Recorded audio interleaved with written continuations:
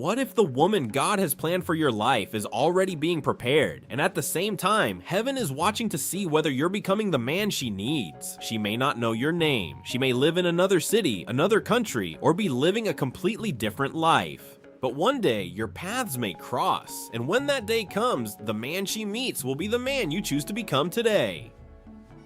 That's why your private life matters. The decisions you make when no one is watching matter. The way you respond to disappointment, temptation, loneliness, and frustration matters. Because marriage doesn't begin on your wedding day. It begins long before the vows.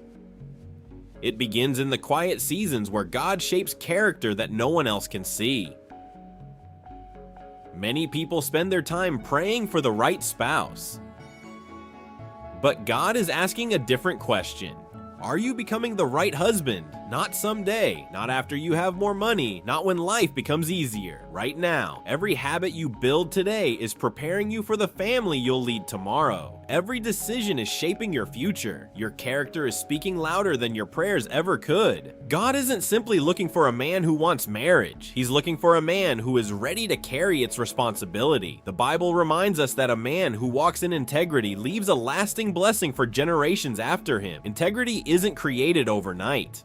It's built one decision at a time. It's choosing obedience when compromise seems easier. It's remaining faithful when no one would ever know the difference. It's honoring God even when the world encourages shortcuts. Those hidden choices become the foundation of every healthy relationship. Your future wife doesn't need a perfect man. She needs a man whose heart belongs to God. A man who knows how to admit his mistakes. A man who repents instead of making excuses. A man whose faith remains steady whether life is joyful or painful. Because spiritual leadership doesn't suddenly appear after marriage. If you don't seek God today, you won't automatically become a spiritual leader tomorrow. If you avoid responsibility now, marriage won't magically change that. Instead, it will reveal it. That's why God often allows seasons of waiting, seasons where nothing seems to happen, seasons where prayers feel unanswered, seasons where growth happens quietly beneath the surface. Those seasons are never wasted. They're building strength that will carry you through the responsibilities ahead. Real love without maturity becomes exhausting instead of life-giving. Instead of only imagining your future wife, start praying for her. Pray that God protects her heart. Pray that He strengthens her faith. Pray that He surrounds her with wisdom and godly influences.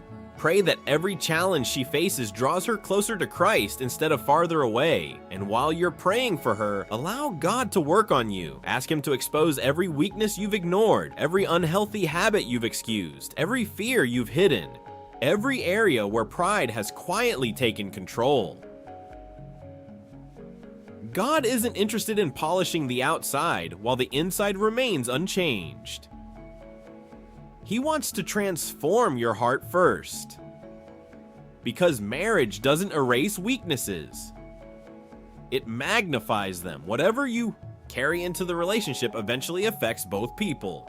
But when God heals you before the relationship begins, your future family receives the benefit of that healing. Scripture calls husbands to love their wives the same way Christ loved the church. That kind of love isn't based on convenience. It sacrifices before it celebrates.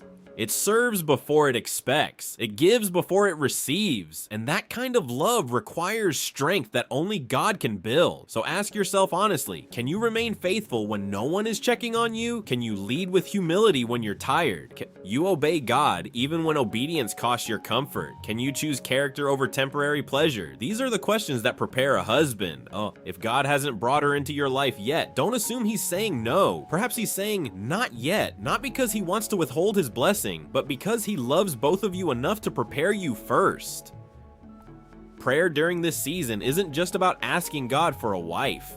It's about asking Him to make you trustworthy with one of His daughters. That changes everything. Because before she belongs to you, she belongs to God. And before you can faithfully lead her, you must first learn to faithfully follow Him. So don't rush this season. Don't waste it wishing your future would arrive faster. Use every day to grow.